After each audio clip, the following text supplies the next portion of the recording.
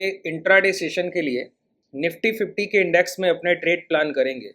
आज की निफ्टी 50 की जो हमको क्लोजिंग मिली है वो प्राइस ने प्रीवियस डे हाई को रिटेस्ट करने के बाद और आज के डे हाई के पास की लगभग लगभग क्लोजिंग की है। पिछले 15 ट्रेडिंग सेशन का अगर आप निफ्टी 50 का लास्ट पिछले 15 ट्रेडिंग सेशन का अगर आप डाटा देखेंगे तो आपको एक चीज़ बहुत कॉमन दिखेगी। जब जब प्राइस अपने प्रीवियस डे हाई के पास क्लोज किया है या करंट डे हाई के पास क्लोज किया है या जहां क्लोज किया है वही उसका डे हाई है, तो ऐसे सेशन के बाद प्राइस नेक्स्ट ट्रेडिंग सेशन में या तो गैप अप करता है या प्राइस एक मोमेंटम करता है। डाउन साइड मोमेंटम की पॉसिबिलिटी बहुत कम रहती है।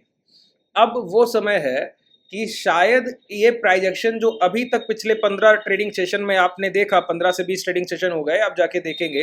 जैसे मैं आपको दिखाऊं, कल का प्राइस ये अपने डे हाई के पास क्लोज किया तो आज गैप अप हुआ, ठीक है। प्राइस इसके पिछले ट्रेडिंग सेशन में जो जहां क्लोज किया वही उसका डे हाई था, तो अगले सेशन में प्राइस ने गैप अप किया।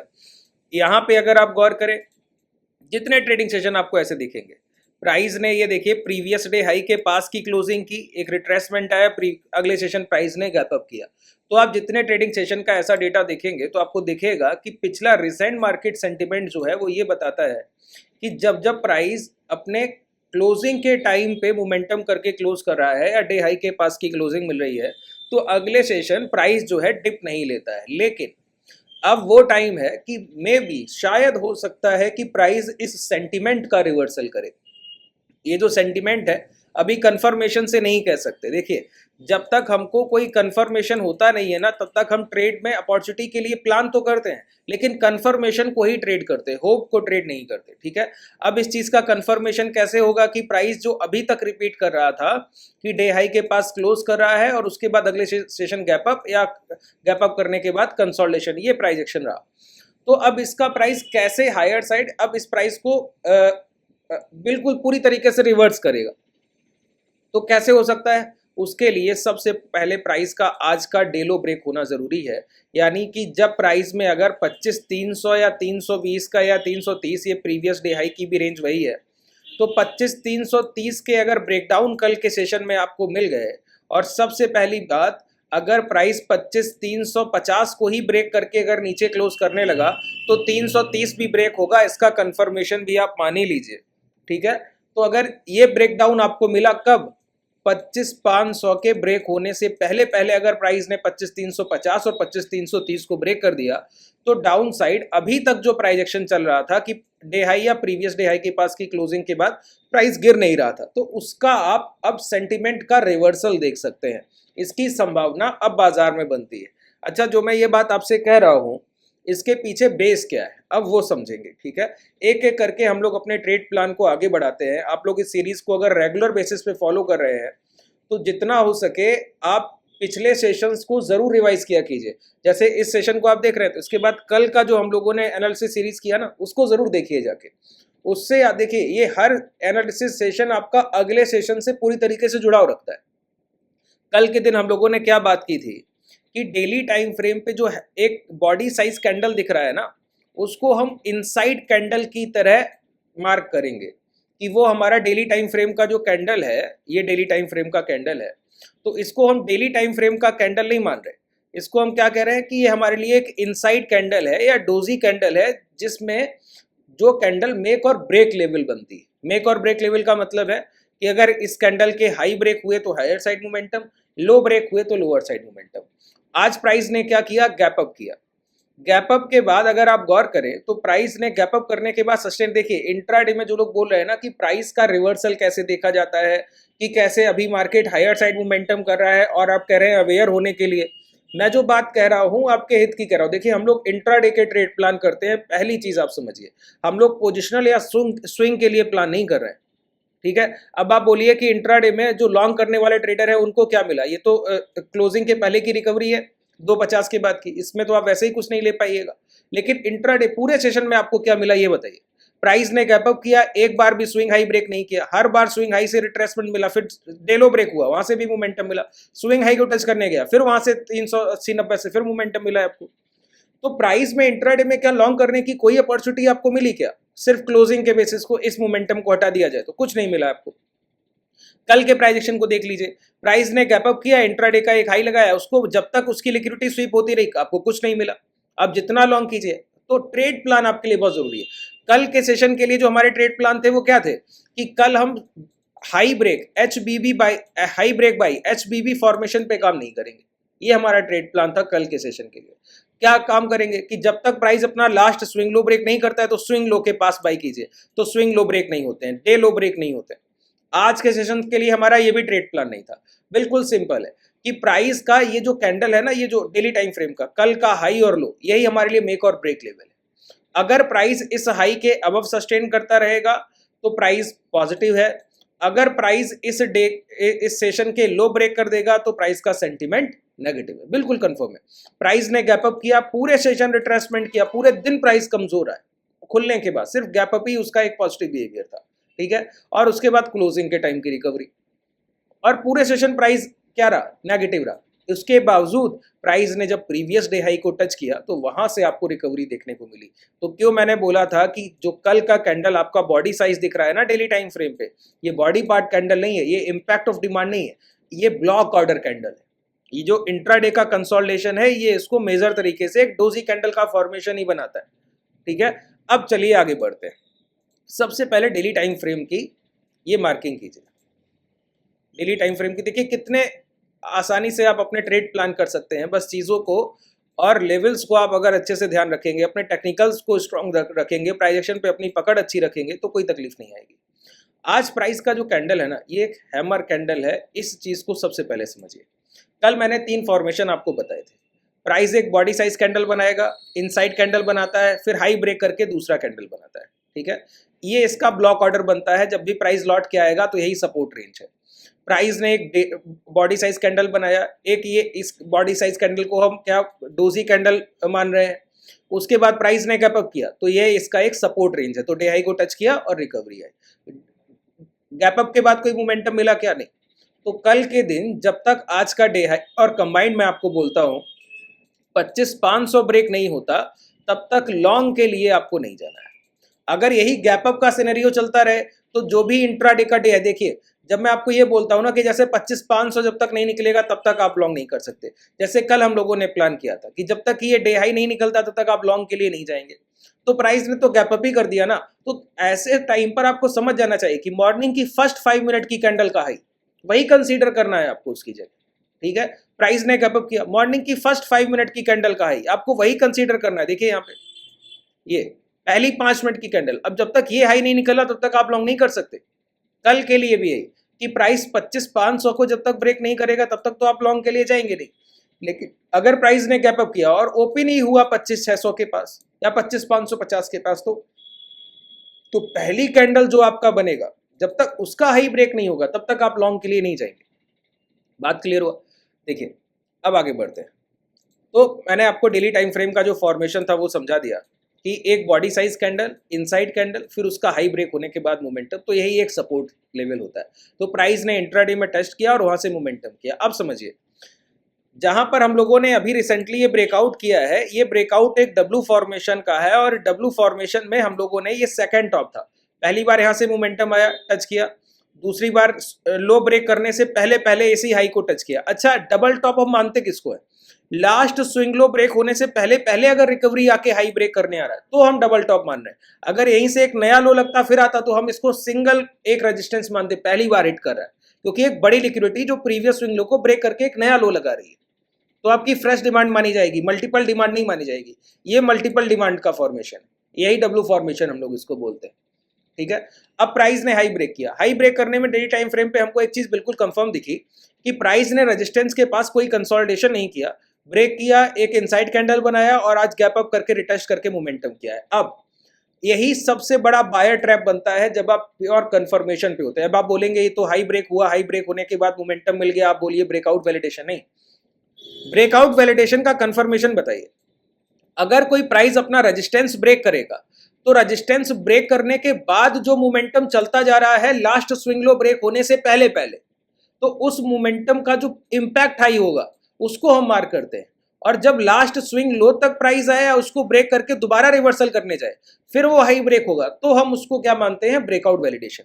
एक बात बताइए, डेली टाइम फ्रेम पर क्या कोई भी लिक्विडिटी स्वीप आपने अभी तक देखा है? इस कैंडल से ब्रेकआउट, नेक्स्ट कैंडल, कल का ये और आज का कैंडल ये, क्या प्राइस प्रीवियस डे के लो तक भी आया? क्या नहीं आया? क्या प्राइस प्रीवियस 25,270 तक भी आया? नहीं आया। तो एक भी लिक्विडिटी स्वीप नहीं है एक स्ट्रॉन्ग ब्लॉक ऑर्डर रेंज का। तो ये क्या है? इंपैक्ट ऑफ डिमांड है, ब्रेकआउट के बाद का इंपैक्ट ऑफ डिमांड हम इसको मानते हैं। क्या ये? Impact of demand.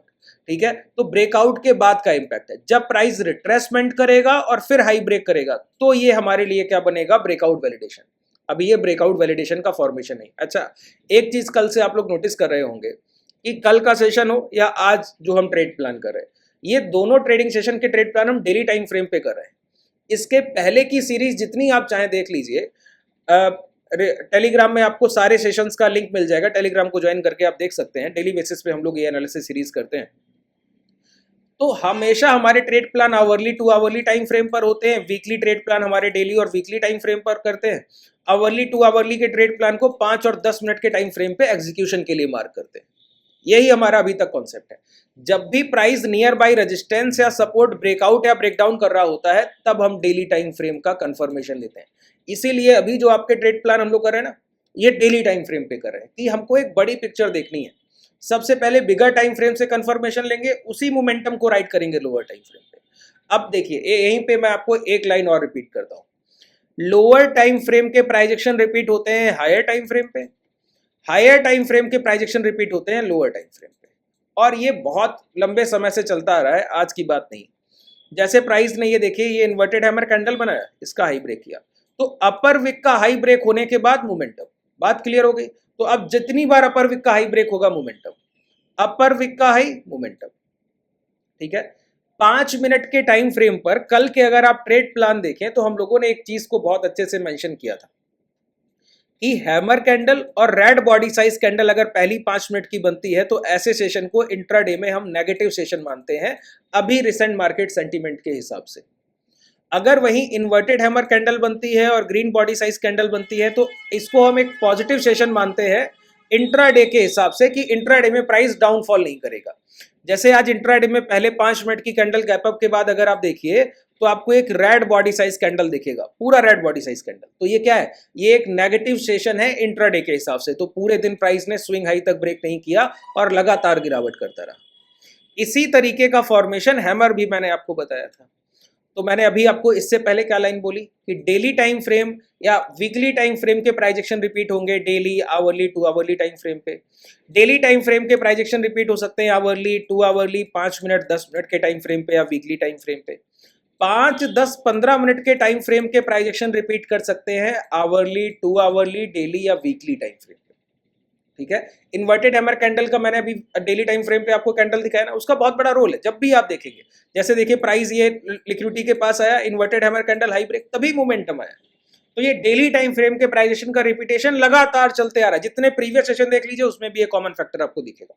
तो डेली टाइम फ्रेम का प्राइस बिहेवियर है, उसका रिपीटेशन लगातार हो रहा है। ये हो क्या रहा है आपको पता है? ये बिल्कुल लॉजिकल चीजें हैं सर, ये कोई इंडिकेटर नहीं है ना। ये इंस्टीट्यूशनल बायर का साइन है। डेली टाइम फ्रेम पर अगर कोई आपकी ये डिमांड बॉटम से ऐसे दिखती है तो किसी इंस्टीट्यूशनल बाइंग होगी, ये रिटेलर ने तो खरीदा नहीं है। तो इंस्टीट्यूशन अपने प्राइस बिहेवियर के पैटर्न के रिपीटेशन को ट्रेड करते रहते हैं। जैसे आज अगर उन्होंने किसी इंस्टीट्यूशन ने 11 से 12 के बीच में अगर एक्यूमुलेशन किया रिलायंस में, तो वो कल भी खरीदेंगे, अगले सेशन भी खरीदेंगे। कॉन्जिक्यूटिव सेशंस पे एक्यूमुलेशन चलेगा ना, सिप में बाइंग होगी। एक साथ तो एक मुश्त पैसा तो डाल नहीं सकते, एक बड़ा ब्लॉक ऑर्डर बन जाएगा, बड़ी 10, 20, 25% प्राइस भी चल सकता है ना। जैसे जी के टाइम पर अगर आपको याद हो, जब राकेश जी ने स्टेक खरीदा था तो 20% के अपर सर्किट, क्योंकि बहुत बड़ी न्यूज मार्केट बन गई, 2-3 साल पहले की बात है। तो ऐसा इंस्टीट्यूशन कभी बल्क ऑर्डर में क्वांटिटी नहीं बाई करते, धीरे धीरे खरीदेंगे, तो हर सेशन में उनको आना पड़ेगा। यही प्राइस का रिपीटेशन है, उसी को हम पकड़ ले रहे हैं। तो जो डेली टाइम फ्रेम पे उनका ये बिहेवियर है ना खरीदने का, कि बॉटम के पास प्राइस जब भी पहुंचे लिक्विडिटी स्वीप करे या वहां से रिवर्सल करे, तो इन्वर्टेड हैमर कैंडल का हाई ब्रेक हो, लॉन्ग कीजिए, प्राइस लगातार रिपीट करता रहा है। आज के सेशन में भी आपने उसी का रिपीटेशन बॉटम पे देखा, यहाँ पे inverted hammer candle high break momentum. तो यही 5 मिनट के टाइम फ्रेम पर अगर हम देखें तो रेड बॉडी साइज कैंडल और हैमर कैंडल जो है वो नेगेटिव फॉर्मेशन रहे। अब यही कैंडल हमको कहां मिला है? डेली टाइम फ्रेम पे। कहां मिला है? डेली टाइम फ्रेम पे यही कैंडल का फॉर्मेशन आज के दिन हमको देखने को मिलता है। तो क्या किया जाए, इसके हाई लो मार्क कर लिए जाए और ये जो प्राइस लगा है इसका 446 का हाई, गौर कीजिए। और ये जो हाई है ना, ये अपर वीक प्राइस यहां तक की लिक्विडिटी स्वीप कर सकता है, इसलिए मैंने आपको 25,500 बोला। 25,500 जब तक कल के सेशन में ब्रेक नहीं होगा तब तक आप इंट्राडे में लॉन्ग के लिए नहीं जाएंगे, स्ट्रॉन्ग लॉन्ग के लिए, पोजिशनल कि आप 70, 80, 100 पॉइंट के लिए लॉन्ग कर ले, नहीं।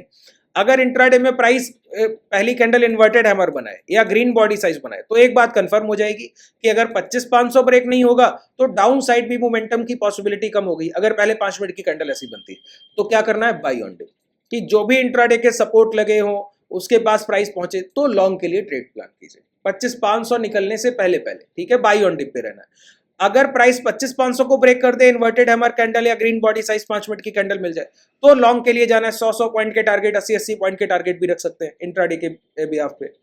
अगर प्राइस ये 25,330 का ब्रेकडाउन कर दे तो प्राइस क्या रिपीटेशन करेगा, 5 मिनट के टाइम फ्रेम के प्रीवियस नेगेटिव इंट्राडे सेशन के बिहेवियर को डेली टाइम फ्रेम पे रिपीट करेगा। तो प्राइस यहां से रिवर्सल करके मिनिमम टारगेट उसका क्या बनेगा, 25,140। प्राइस रिटेस्ट करेगा, दोबारा लौट के आएगा, तब ये प्राइस का वैलिडेशन मिलेगा हमको, उसके पहले नहीं, ठीक है।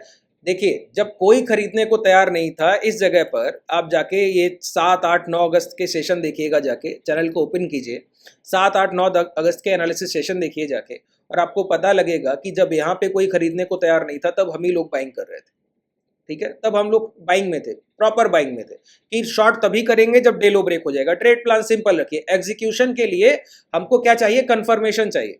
तो एग्जीक्यूशन के लिए अब लो ब्रेक होगा तभी शॉर्ट करेंगे, वही मैं आज आपको बोल रहा हूं कि जब हाई ब्रेक होगा तभी शॉर्ट करेंगे। 500 निकल जाए तो लॉन्ग के लीजिए, क्या दिक्कत है। ऐसा नहीं है कि अभी तक हम लोग मोमेंटम राइड कर रहे थे कि कोई भी हाई ब्रेक होगा तो लॉन्ग कर देंगे, प्राइस स्विंग लो के पास आएगा तो लॉन्ग कर देंगे। अब थोड़ा सा आपको अवेयर रह के ये काम करना है, और ये काम हम लोग पिछले 2 सेशन से लगातार कर रहे हैं। और आप दोनों सेशन में देखिए, इंट्राडे में कोई भी प्राइस में लॉन्ग साइड हमको मोमेंटम नहीं मिला है आज की क्लोजिंग का टाइम अगर छोड़ दिया जाए तो ठीक है। लगभग जितनी चीजें हम लोग बात कर, बहुत प्रैक्टिकल बेसिस पे हम लोग चीजों को डिस्कस करते हैं, और ये प्राइजेक्शन बहुत सिंपल है जिसको आप आसानी से धीरे धीरे करके इस पे पकड़ बना लेंगे।